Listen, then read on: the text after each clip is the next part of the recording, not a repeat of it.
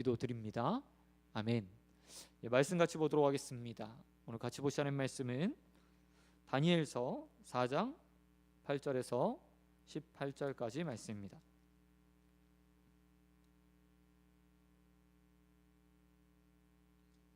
다니엘서 4장 8절에서 18절까지 말씀, 구약성경 1237페이지에 있습니다. 구약성경 1237페이지. 다 찾으신 줄 알고 한 절씩 교독하겠습니다. 그 후에 다니엘이 내 앞에 들어왔으니 그는 내 신의 이름을 따라 벨드사살이라 이름한 자요, 그 안에는 거룩한 신들의 영이 있는지라. 내가 그에게 꿈을 말하여 이르되, 박수장 벨드사살아, 내 안에는 거룩한 신들의 영이 있은즉 어떤 은밀한 것이라도 내게는 어려울 것이 없는 줄을 내가 아노니 내 꿈에 본 환상의 해석을 내게 말하라. 내가 침상에서 나의 머릿속으로 받은 환상이 이러하니라.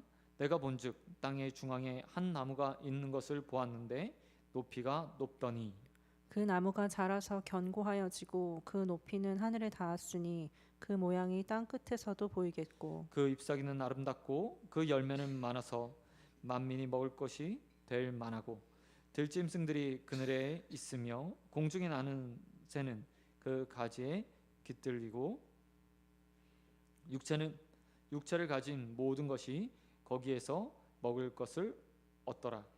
내가 침상에서 머릿속으로 받은 환상 가운데 또 본즉 한 순찰자 한 거룩한 자가 하늘에서 내려왔는데 그가 소리질러 이처럼 이르기를, 그 나무를 베고 그 가지를 자르고 그 잎사귀를 떨고 그 열매를 해치고 짐승들을 그 아래서 떠나게 하고 새들을 그 가지에서 쫓아내라. 그러나 그 뿌리의 그루터기를 땅에 남겨두고 새와 노출로 동이고 그것을 들풀 가운데에 두어라. 그것이 하늘 이슬에 젖고 땅의 풀 가운데에서 짐승과 더불어 제 몫을 얻으리라. 또 그 마음을 변하여 사람의 마음 같이 아니하고 짐승의 마음을 받아 7대를 지내느니라. 이는 순찰자들의 명령대로요 거룩한 자들의 말대로이니 지극히 높으신 이가 사람의 나라를 다스리시며 자기의 뜻대로 그것을 누구에게든지 주시며 또 지극히 천한 자를 그 위에 세우시는 줄을 사람들이 알게 하려 함이라 하였느니라. 같이 읽겠습니다. 나 나 느부갓네살 느부갓네살 왕이 이 꿈을 꾸었나니 너 벨드사살아 그 해석을 밝히 말하라. 내 나라 모든 지혜자가 능히 내게 그 해석을 알게 하지 못하였으나 오직 너는 능히 하리니 이는 거룩한 신들의 영이 내 안에 있음이라. 아멘. 아멘. 아멘. 네, 오늘 말씀 가지고 하물며 하나님의 나라가 라는 제목으로 말씀 같이 나누도록 하겠습니다. 오늘 본문은 다니엘서 4장에 기록된 느부갓네살의 꿈에 대한 이야기들을 다루고 있습니다. 본문에선 다니엘의 등장으로 이야기가 시작되고 본문 4장을 보면 모든 전개 방식이 느부갓네살 왕이 스스로 자신이 경험했던 모든 내용들을 기록한 것처럼 쓰고 있습니다. 우리 본문 앞에서 보았듯이 느부갓네살 왕이 자신의 꿈을 해석하도록 바벨론의 술사들을 다 불러 모았습니다. 그러나 아무도 그 해석을 느부갓네살 왕에게 내어주지 않았습니다. 정확하게 표현하면 그 해석을 내놓지 않았다고 말하는 것이 옳습니다. 왕에 대한 흉흉한 해석이 분명히 나올 것이기 때문에 아무도 느부갓네살 왕에게 감히 이 꿈이 이렇습니다, 이렇게 해석할 수 있습니다 라고 말하지 못했습니다. 이런 상황 가운데서 오늘 8절 말씀에 보면 다니엘이 뒤늦게 바벨론의 왕 느부갓네살 왕에게 나오게 됩니다. 그리고 나서 8절에 보니까 느부갓네살 왕이 다니엘에 대해서 이렇게 소개하며 그가 어떤 사람인지에 대해서 이야기해주고 있습니다. 참 재미있는 것은 이 소개 안에서 다니엘의 현 위치와 그리고 그가 생각하는 느부갓네살 왕의 마음, 그를 생각하는 느부갓네살 왕의 마음이 담겨 있습니다. 8절에서 느부갓네살 왕은 다니엘의 바벨론 이름을 기록하고 있습니다. 다니엘의 바벨론 이름이 무엇입니까? 바로 벨드사살입니다. 벨드사살. 근데 그 앞에 보면 어떻게 표현하고 있냐면 느부갓네살 왕이 내가 섬기고 있는 신의 이름을 따서 벨드사살이라 이름하였다라고 말하고 있는 것을 보게 됩니다. 이전에 살펴보았지만 다니엘의 이름의 뜻은 이런 뜻이 있습니다. 여호와는 나의 재판관이시다. 여호와는 나의 재판관이시다. 그런데 바벨론의 포로로 끌려와 왕궁에서 교육받으면서 왕이 그에게 새로운 이름을 하사했습니다. 그 이름이 바로 벨드사살입니다. 그리고 그 이름의 뜻은 벨이여 그의 생명을 보호하소서라는 의미를 가지고 있습니다.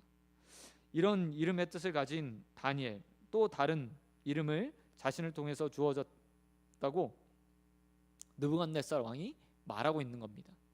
다니엘이라는 이름을 내가 느부갓네살 왕 자신이 직접 벨드사살이라고 바꾸었다라고 표현하고 있어요.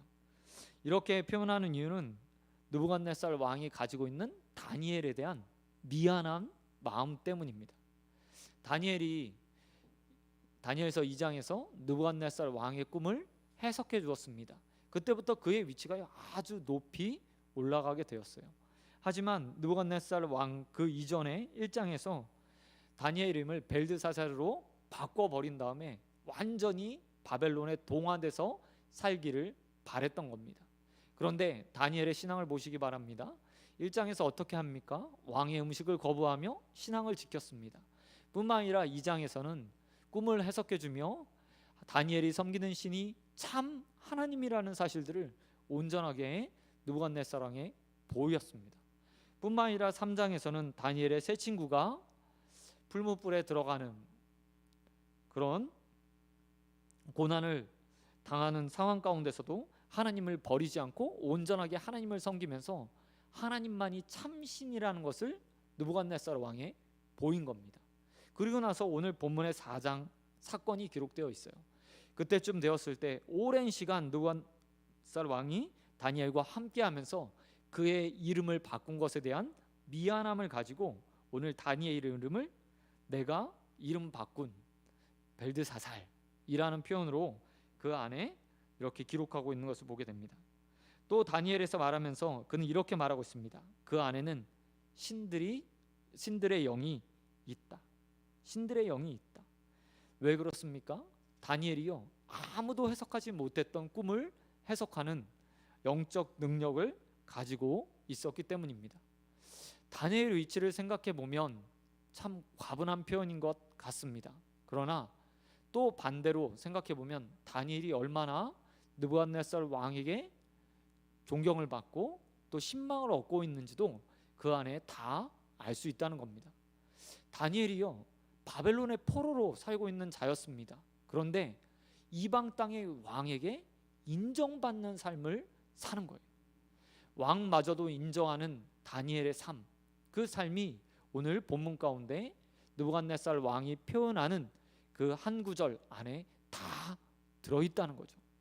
저는 이 모습을 보면서 이런 생각을 했습니다. 우리 그리스도인들도 세상에서 삶을 살잖아요. 교회 안에서만 사는 게 아니라 성도들끼리 모여서 사는 게 아니라 세상에서 세상 사람들과 함께 살고 살아갑니다. 우리가 그때 다니엘처럼 느부갓네살 왕에게 인정받던 그 다니엘처럼요 인정받을 필요가 있고 또 그럴 만한 모습으로 우리가 이 땅에 살아야 된다는 거죠. 여러분 많은 그리스도인들이 세상에 살아가면서 안타깝게도 인정받지 못한 채 손가락질 받는 경우들이 많이 있습니다. 그리스도인답다면 하나님 말씀대로 산다면 더 열심히 일하고 더 사랑을 베푸고 더 인정이 있고 인애의 마음이 있고 긍휼한 마음을 가져야 되는데 그렇지 못함으로 인해서 세상 사람들에게 인정받는 것이 아니라 오히려 손가락질 받는 모습들을 종종 우리는 주위에서 또한 매스컴을 통해서 발견하게 됩니다. 그런 우리를 향해서 오늘 다니엘이 이렇게 말하고 있죠. 왕에게 인정받는 나의 모습. 또한 하나님께서는 이렇게 말하고 있습니다. 이방 땅에서 포로로 인정받는 그 다니엘의 모습처럼 너희도 이 땅 가운데서 그렇게 하나님의 이름을 높이고 인정받는 인생이 되었으면 좋겠다라고 말씀하시는 것처럼 제게는 보여졌습니다. 사랑하는 성도 여러분, 우리 이 땅에 살아가면서 그리스도인으로서 세상 사람들에게도 인정받는 인생들이 되어지길 소원합니다. 그저 나쁜 사람, 악한 사람 그렇게 세상에 비춰지는 것이 아니라 참 예수를 닮아 사랑이 넘치는 사람, 인정이 많은 사람, 성실하고 근면한 사람이라고 모든 사람들에게 칭찬받는 인생이 되어지길 우리 주님 예수 그리스도의 이름으로 축원드립니다. 그런가 하면 이제 느부갓네살 왕이 자신 앞에 나온 다니엘에게 꿈에 대한 이야기들을 해주고 있습니다. 그 꿈의 내용은 이렇습니다.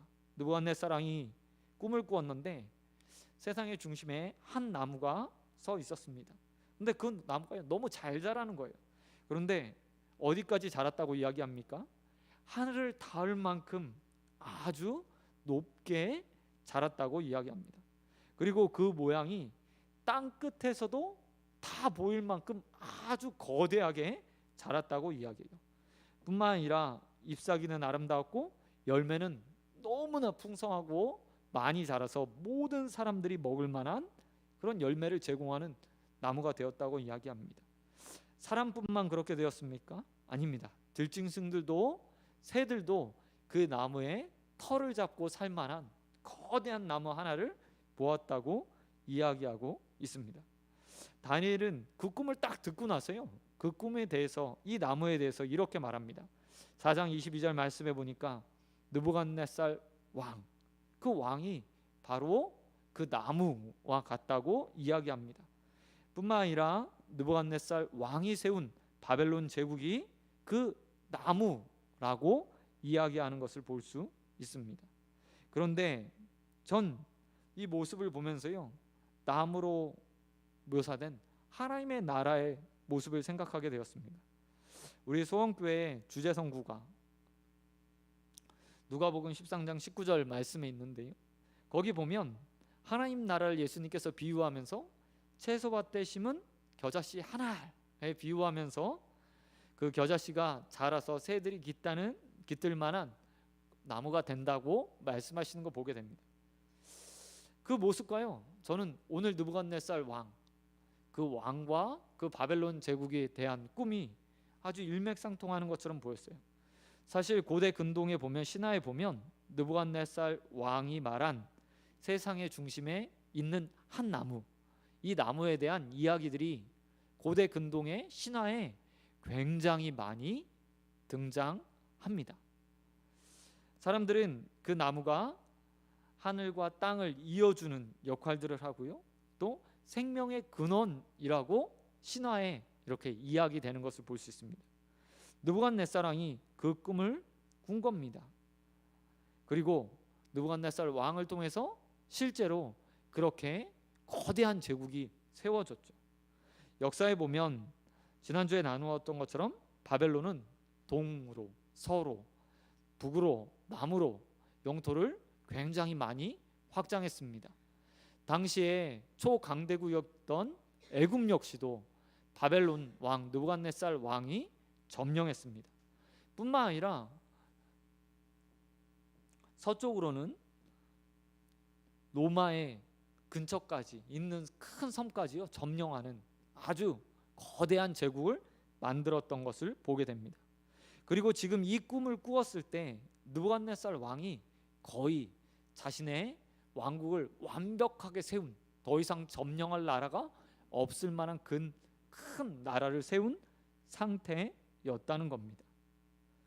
그리고 그 나무 아래서, 바벨론 제국 안에서요, 많은 사람들이 먹고 마시며 그의 삶을 영유하는 그런 제국을 느부갓네살 왕이 만들었습니다. 그런데 단순히 이것들을 보여주기 위해서 하나님께서 느부갓네살 왕이 거대한 제국을 만들 거야, 아니 너의 제국은 이런 제국이구나 라고 꿈을 보여준 것이 아니라는 겁니다. 본문을 통해서 하나님께서 느부갓네살과 다니엘, 그리고 이 말씀을 듣는 유대인들에게, 그리고 지금 우리에게 보여주고자 한 것은 다른 것이 아니라요, 세상의 제국 아래서도 많은 사람들이 먹고 마시고 쉼을 쉬는 것 같이 그보다 비교할 수 없는 하나님 나라가 이 땅 가운데 도래할 것을 꿈꾸라고 오늘 본문의 말씀을 우리에게 보여주고 계신다는 거죠. 여러분, 역사 속에서 한 제국이 등장하고 그 제국이 많은 영토를 차지하고 나라를 차지하며 태평성대를 이루는 것을 우리는 역사 가운데서 종종 발견하게 됩니다. 하지만 그 제국들은요, 영원하지가 않았어요. 바벨론도 마찬가지였습니다. 이후에 페르시아에게 멸망을 당하죠. 페르시아는 또 헬라에게 멸망을 당합니다. 헬라는 몇 세기가 지나지 않아서 또 로마 제국에 의해 멸망을 당하죠. 로마 제국이 세상을 점령했을 때 바벨론보다 그 전에 어떤 나라들보다 더 강대한 나라를 만들었습니다. 그리고 그들은 정말 풍요로움을 다 즐기는 거대한 제국을 만들었죠.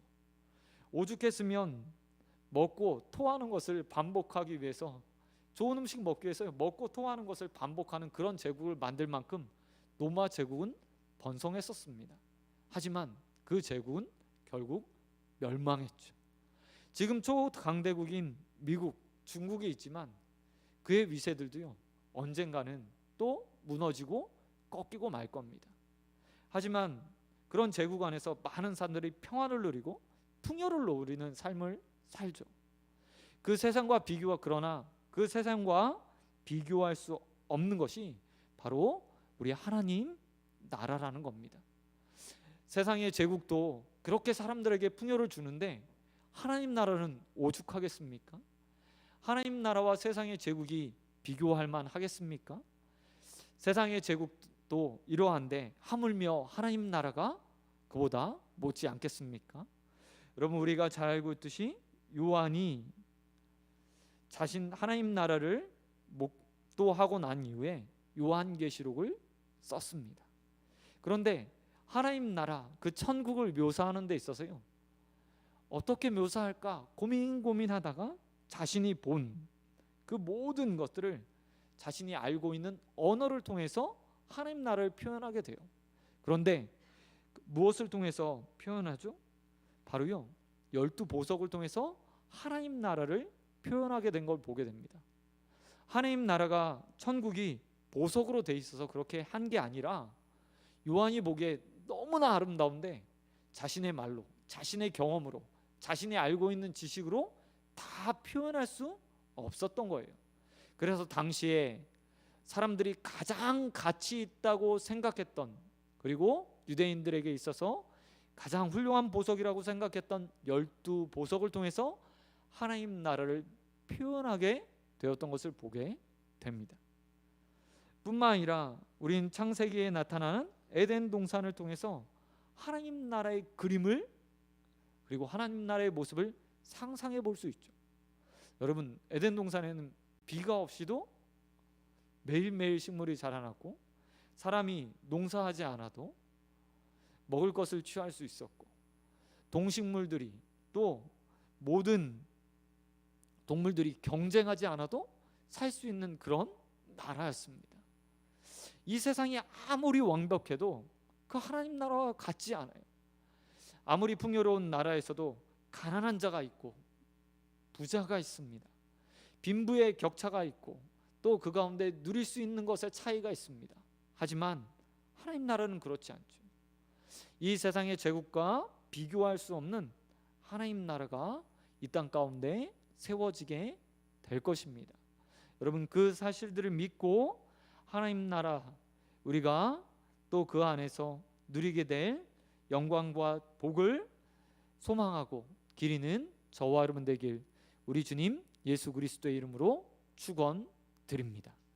그런가 하면 이렇게 거대한 제국이었던 느부갓네살 왕, 정말 땅 끝에서도 그 나무가 보일 만한 거대한, 하늘을 닿을 만한 제국을 세웠던 느부갓네살 왕의 그 제국이 어떻게 되는지 보시기 바랍니다.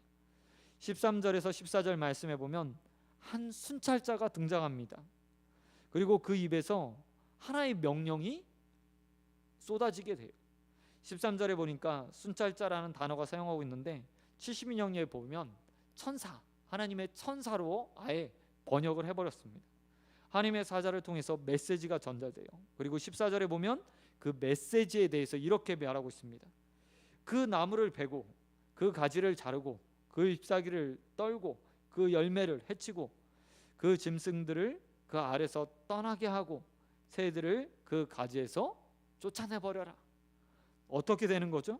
대제국이요, 천사의 말 하나에 다 무너져 버리게 된다, 나무가 잘려지게 된다고 이야기하고 있는 것을 보게 됩니다. 더욱이요, 이것들을 더 극적으로 표현하기 위해서 순서를요 14절에서 역으로 사용했어요. 나무를 베기 전에 어떻게 해야 되죠? 안전하게 하기 위해선 새들을 쫓아내고 그 아래에 있는 짐승들을 먼저 쫓아내야 돼요. 그리고 나서 잎사귀를 떨구고 가지를 잘라내고 그 가운데 몸통을 베어내는 게 일반적인 상식이에요. 그런데 반드시 무너뜨리겠다는 표현을 하기 위해서 가장 먼저 그 나무를 베어버려라 라고 말하는 천사의 말이요 등장하게 됩니다. 여러분, 세상의 권력이요 이와 같아요. 하나님의 말씀 안에, 하나님의 계획 안에 하나님께서 원하시기만 하면 언제나 다 베어버릴 수 있는, 무너뜨릴 수 있는, 그리고 무너지게 되는 그런 세상의 하찮은 권세에 지나지 않는다는 겁니다. 그나마 다행인 것은 15절 말씀에 보니까 그루터기는 땅에 남겨놔요. 그런데 그 그루터기도 어떻게 합니까? 그루터기가 살아있으면 나중에 뿌리만 잘 자라있으면 소생할 수 있잖아요. 근데 이 소생하지 못하도록 쇠줄로 노줄로 동동 감아서 그것들을 소생을 늦추게 하는 것을 볼 수 있습니다. 아무도 그 나무가 무너질 거라고 생각하지 못했던 거대한 나무, 땅 끝에서 보일 만한, 하늘에 닿을 만한 그 나무가 무너질 거라고 생각하지 못했죠. 하지만 하나님께서 원하시기만 하면 어떤 권세도, 어떤 나라도, 어떤 힘도 다 무너지게 됨을 오늘 본문은 우리에게 말하고 있습니다. 대제국만 그렇습니까? 아닙니다. 우리의 삶도 마찬가지입니다. 우리가 아무리 많은 것들을 쥐고 있고 또한 우리가 지금 다른 사람들이 누리지 못한 온전한 건강을 가지고 있더라도 하나님께서 입김 한번 부시기만 하면, 하나님께서 그 손 하나, 그 팔의 강한 힘으로 살짝 건드시기만 해도 그냥 인생이요 와르르 무너져 버리는 거예요. 우리는 언제나 그 사실들을 기억하면서 사는 자가 되어야 됩니다.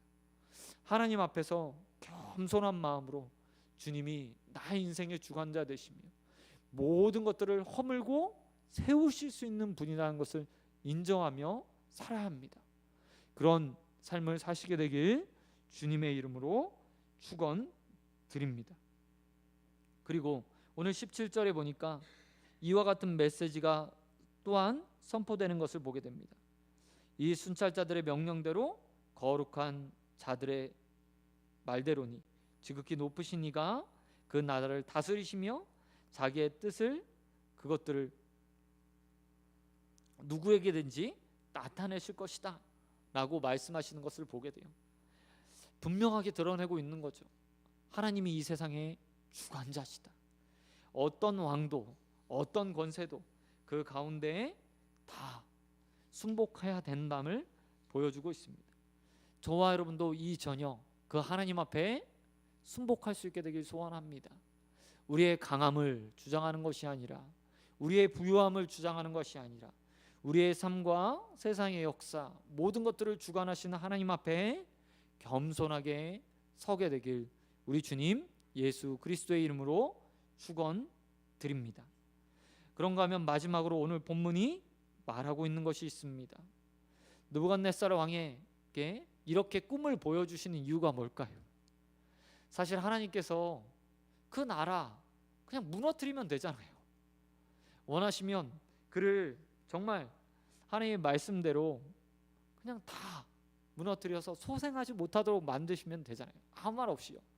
그런데 하나님께서 굳이 그에게 꿈을 보여주고 계세요. 왜 그렇죠? 그건 다른 것이 아니라 하나님께서 느부갓네살 왕에게 꿈을 보여주신 이유는 그에게 기회를 주고자 했기 때문입니다. 기회를 주고자 했기 때문이에요.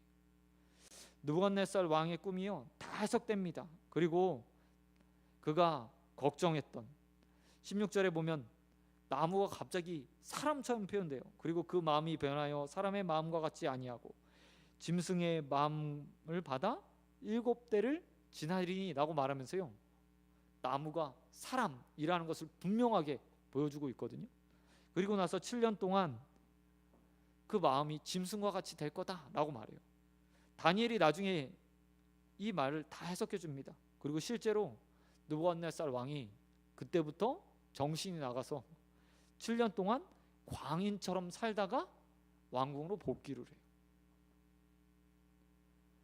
그 7년의 시간 동안 느부갓네살 왕이 무엇을 했을까? 전 상상해 보건데요. 자신이 꾸었던 꿈, 그리고 오늘 이 자신의 경험을 다 기록하고 있는 그가 삶을 돌아보면서요 회개했을 거라고 생각해요. 회개. 왜 그럴까요? 자신에게 꿈을 보여주셔서 자신의 세운 모든 것들이 아무것도 아니다 라는 사실을 알리신 하나님, 자신에게 또 7년의 광야의 생활을 보내고 다시 왕궁으로 복귀해서 나머지 인생을 살 수 있는 그 하나님 앞에 감사하는 마음으로 회개하지 않았을까 라는 생각을 해보게 됩니다. 사실 하나님은 언제나 인생을 사랑하셔서 징계와 함께, 아니 징계 전에 경고의 메시지를 주시는 분이죠. 그 경고의 메시지는 벌할 거야, 널 반드시 벌하겠어 라는 말이 아님을 우리는 잘 알고 있습니다. 하나님께서 경고를 하셨을 때 정말 원하시는 것이 무엇입니까? 형벌을 내리는 게 아니라요 하나님 앞에 그 경고를 놓고 다시 돌아와 회개하는 거죠. 하나님은 그렇게 인생을 사랑하십니다. 그리고 느부갓네살 왕에게도 그 사랑을 보이신 거죠. 야, 내가 앞으로 너에게 징계를 내릴 거다. 그 징계는 7년이야. 네가 큰 제국을 세우고 큰 나라를 만들었지만 너 내가 원하면, 내가 바라기만 하면 너는 아무것도 아닌 인생이 될 수밖에 없어 라고 가르쳐주며 그의 인생을 되짚어 회개하기를 하나님께서 원하셨다는 겁니다. 그리고 그 메시지를 통해서 오늘 하나님께서 우리에게 또한 말씀하고 계신 거죠. 여러분, 하나님께서 얼마나 우리를 향해서 오래 참으셨습니까? 하나님께서 얼마나 이 세상을 향해서 오래 참으셨습니까? 주님께서 하늘로 올라가시면서 승천하시면서 우리에게 말씀하셨어요. 내가 곧 오리라. 곧 오리라. 그리고 나서 무려 2000년이라는 시간이 흘렀습니다. 그 시간이 우리에게 참 긴 것 같고 왜 주님은 안 오나? 라고 생각할지 모르겠어요. 하지만 그것은 하나님의 오래 참음과 기다림의 시간인 것에 지나지 않습니다. 우리를 하나님 앞으로 초대하기 위해서 우리가 하나님 앞에 또 회개하고 돌아오게 하고자 하는 마음으로 주님이 이 긴 시간 동안 참고 기다리면서 곧 오시겠다는 말씀들을 이루어가고 계신 거죠. 그리고 오늘 우리에게 말씀하고 계십니다. 너희 인생 가운데서 느부갓네살 왕처럼 교만하게 살았던 마음이 있었다면 지금 이 기회의 시간에, 이 말씀을 듣는 순간에 회개하고 하나님 앞으로 돌아와 그 벌을, 형벌을 면하라고 말씀하고 계신 겁니다. 사랑하는 성도 여러분, 오늘 하루의 삶을 돌아보시기 바랍니다. 어떤 모습으로 오늘 하루를 사셨습니까? 하나님 보시기에 정말 합당한 모습으로 사셨습니까? 아니면 하나님과 멀리 떨어진 삶을 사셨습니까? 오늘 하나님께서 우리에게 그런 삶을 산 우리에게 오늘 이 말씀을 보시게 하시며 또 회개의 기회를 허락해 주셨습니다. 이 하루가 끝나기 전에 주님 앞에 우리의 한날을 놓고 오늘 머리 숙여 우리 마음을 다해 회개하는 시간이 되길 소원합니다. 그리고 내일 하나님께서 허락하실 새로운 삶을 깨끗하게 거룩하게 순결한 모습으로 시작해 하나님 앞에 하룻날을 올려드리는 저와 여러분 되길 우리 주님 예수 그리스도의 이름으로 축원드립니다. 말씀 맺도록 하겠습니다. 우리 이 땅에 살아가면서 세상의 제국과 비교할 수 없는 하나님 나라를 소망하며 살아가는 사람들입니다. 세상의 제국도요, 그게 완전하게 세워지면 많은 사람들이 그 안에서 먹을 것을 찾고 짐승이 깃들고 새들이 깃드는 쉼을 제공하는 그런 나무가 될 수 있대요. 하나님 나라는 어떨까요? 지금 하나님 나라는 완성을 향해 가고 있습니다. 하나님 나라는 완전함을 향해 나가고 있어요. 매일 하나님 나라가 지금 이 땅 가운데 이루어지고 있습니다. 그리고 그것이 완전히 완성됐을 때 이 세상의 제국과 비교할 수 없는, 이 세상의 나라들과 비교할 수 없는 온전한 나라를 하나님께서 만드시고 그 안에서 우리를 통치하시고 다스리시며 우리의 삶을 기쁨으로 만들어 주실 것입니다. 우리 그 하나님의 나라를 언제나 소망하는 저와 여러분 되길 주님의 이름으로 축원드립니다. 뿐만 아니라 대제국도 무너뜨릴 수 있는 하나님의 권세 앞에 언제나 순복하시기 바랍니다. 그리고 그 하나님 앞에 하나님께서 주시는 기회들, 특별히 회개의 기회들을 놓치지 않는 저와 여러분 되길 소원드립니다. 하나님께서 언제나 우리에게 말씀을 통해서 회개의 기회를 주십니다. 오늘 그 기회가 우리 인생에 어쩌면 마지막일 수 있어요. 어떻게 우리가 내일을 장담할 수 있죠?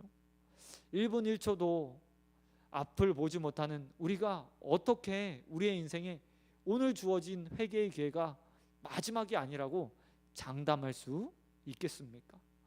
여러분, 하나님의 말씀이 들려올 때 그 가운데 속히 회개하십시오. 그리고 삶을 돌이켜 하나님 앞으로 나아가시기 바랍니다. 그리고 하나님께서 주시는 참 평안과 은혜를 누리십시오. 내일도 그렇게 하루하루 주님께서 주시는 회개의 기회 가운데서 그것들을 붙잡고 회개하며 우리를 오래 참으신 하나님의 사랑 안에 거하는 저와 여러분이 되길 우리 주님 예수 그리스도의 이름으로 축원드립니다. 아멘. 이 시간 기도하도록 하겠습니다.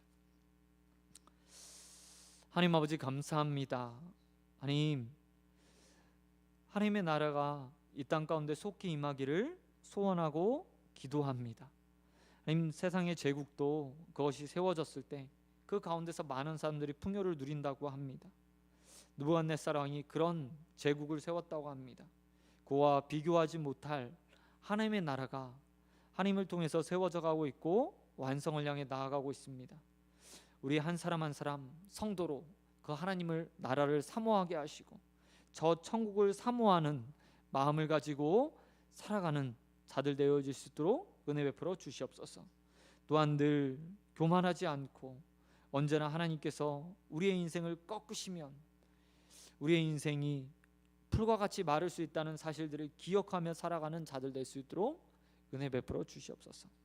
하나님, 늘 교만치 않게 하시고 하나님 앞에서 겸손하게 하시고 또 회개의 기회를 주셨을 때 그것을 붙잡고 무릎으로 기도로 나가 하나님 앞에 울며 통곡하며 하나님, 우리의 인생의 죄들을 고하고 용서함 받는 자들 되어질 수도 은혜 베풀어 주시옵소서. 모든 믿사하며 우리에게 언제나 은혜 베풀어 주시는 우리 주님 예수 그리스도의 이름으로 기도드립니다.